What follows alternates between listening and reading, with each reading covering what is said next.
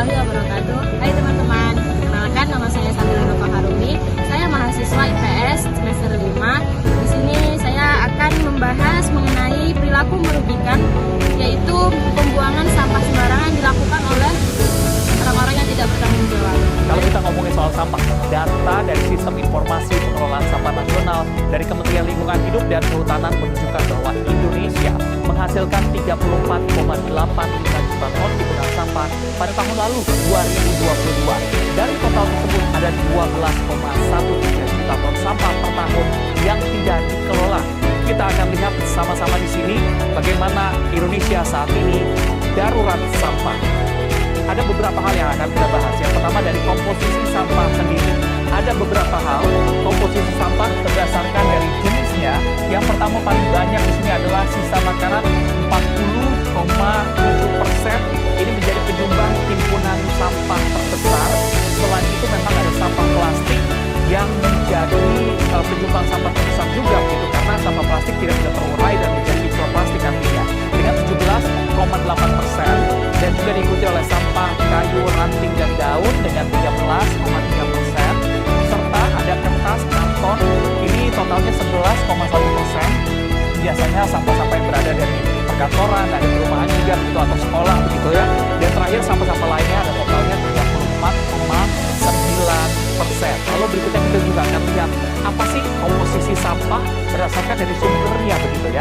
Yang paling banyak ternyata di Indonesia adalah sampah rumah tangga yang menyumbang 38,2%. Nah, lalu yang berikutnya ada sampah dari pasar tradisional, ini totalnya 27,8%. Ingat, sampah makanan tadi yang menjadi nomor 1 begitu ya.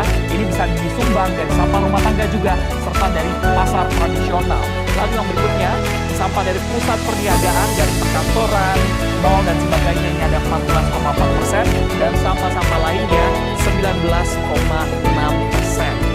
Lalu yang berikutnya adalah, provinsi penghasil timbunan sampah di Indonesia yang paling banyak. Kira-kira di mana? Kita akan lihat satu persatu. Yang terbanyak ternyata berasal dari Jawa Tengah dengan total 5,76 juta ton per bulan. Pada tahun lalu begitu ya, kita sudah kumpulkan selama setahun begitu ya. Provinsi Jawa Timur menempati peringkat kedua dengan timbunan sampah nasional yaitu 4,69 juta ton. Lalu berikutnya ada juga Jawa Barat dengan 4,05 juta ton, dan DKI Jakarta dengan total 3,11 juta ton. Jadi paling banyak ternyata di Pulau Jawa. Nah, harapannya adalah masyarakat bisa melakukan pemilahan sampahnya tadi, memisahkan sampah yang organik, sampah yang anorganik, lalu bisa membuat kompos sehingga memang sampah yang dibuang ke tempat pembuangan akhir tidak sebanyak.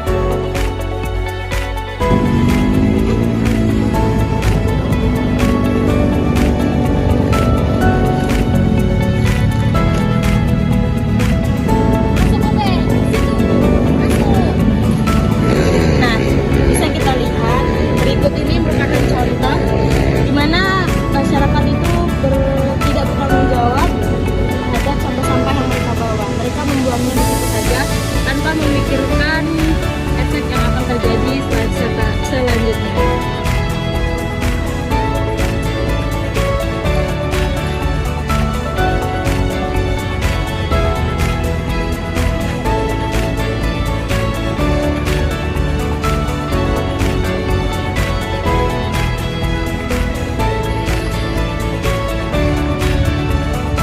Tadi contoh perilaku yang merugikan lingkungan, yaitu pembuangan sampah secara sembarangan. Dan harapannya ke depannya semoga kita bisa lebih menjaga lingkungan kita, karena kebersihan ini juga akan berpengaruh terhadap kesehatan kita. Dan untuk pemerintah diharapkan juga lebih mempertegas lagi peraturan-peraturan supaya masyarakat lebih tertib dan disiplin.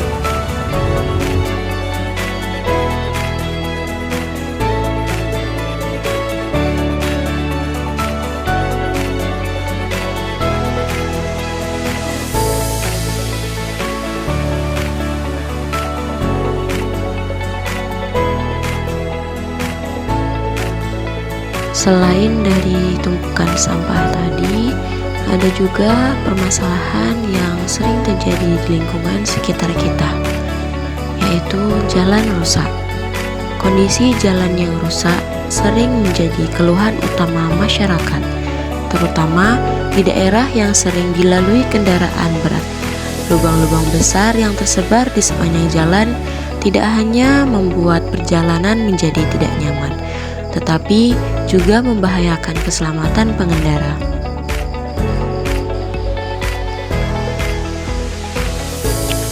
Ketika musim hujan tiba, genangan air di lubang-lubang jalan tersebut semakin memperburuk keadaan. Pengendara sulit membedakan mana jalan yang aman dan mana jalan yang berbahaya, sehingga resiko kecelakaan pun akan meningkat. Selain itu, kerusakan jalan ini mempengaruhi aksesibilitas masyarakat untuk menjalankan aktivitas sehari-hari, mulai pergi ke sekolah, bekerja, hingga mengangkut hasil pertanian atau barang dagangan.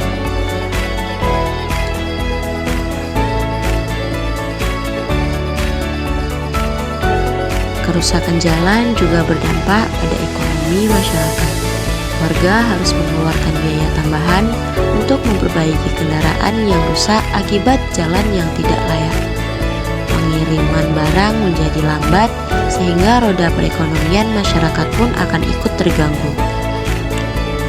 Dalam jangka panjang, kerusakan ini juga dapat menurunkan nilai investasi di wilayah tersebut karena akses transportasi yang buruk.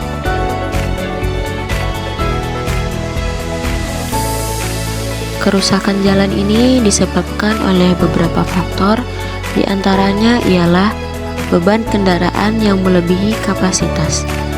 Kendaraan yang melebihi kapasitas dapat menyebabkan deformasi dan retakan pada permukaan jalan, sehingga pengawasan terhadap muatan sangatlah penting dilakukan.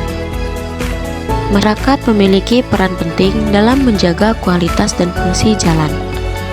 Kepatuhan ini mencakup penggunaan jalan sesuai untuk peruntukannya, tidak melebihi batas muatan yang telah ditetapkan, dan tidak melakukan aktivitas yang dapat merusak jalan. Selain itu, masyarakat diharapkan berpartisipasi dalam menjaga kebersihan jalan dan tidak membuang sampah sembarangan yang dapat menyumbat saluran drainase.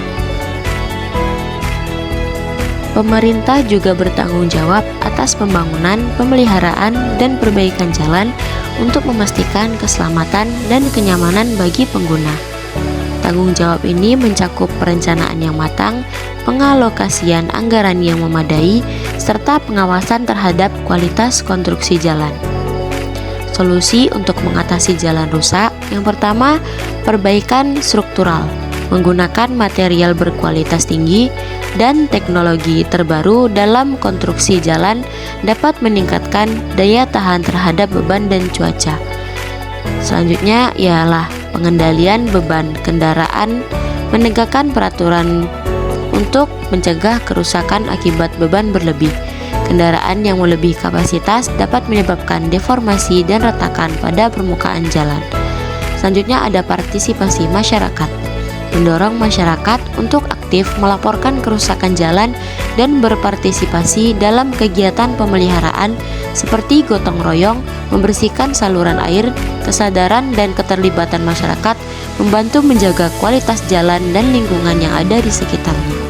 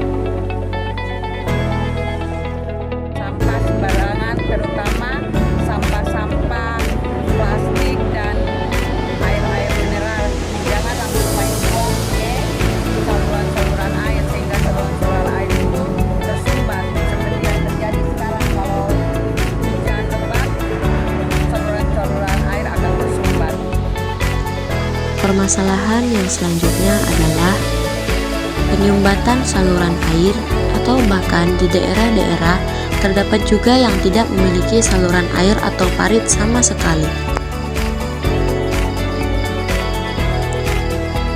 Dalam hal ini, masyarakat memiliki peran penting dalam menjaga kebersihan dan fungsi parit sebagai saluran. Salah satu tanggung jawab utamanya adalah tidak membuang sampah sembarangan ke dalam parit, karena hal ini dapat menyebabkan penyumbatan yang berujung pada banjir dan kerusakan lingkungan. Partisipasi aktif dalam kegiatan gotong royong untuk membersihkan parit secara tidak berkala juga sangat dianjurkan. Selain itu, masyarakat diharapkan melaporkan kepada pihak berwenang jika menemukan kerusakan atau penyumbatan pada parit yang memerlukan penanganan lebih lanjut.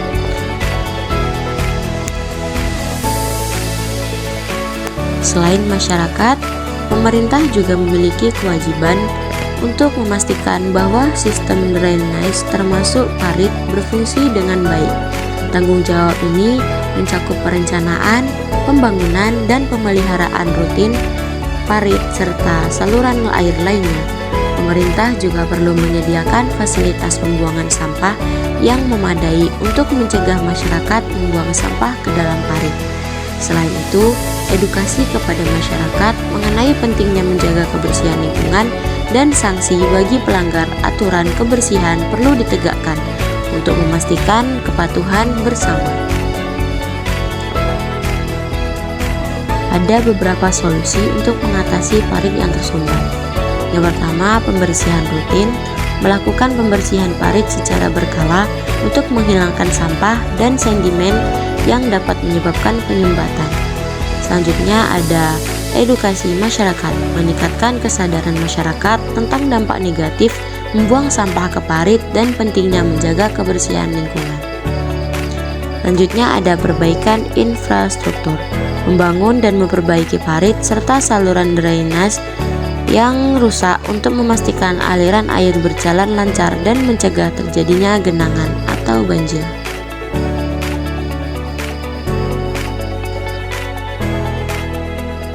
Jadi, harapan untuk kedepannya, pemerintah dan masyarakat harus bekerja sama untuk memperbaiki infrastruktur jalan, membersihkan dan memperbaiki saluran air, serta membangun sistem pembangunan yang memadai di wilayah yang belum memilikinya. Dengan langkah nyata ini, diharapkan masyarakat dapat menikmati lingkungan yang lebih nyaman, aman, dan mendukung aktivitas sehari-hari.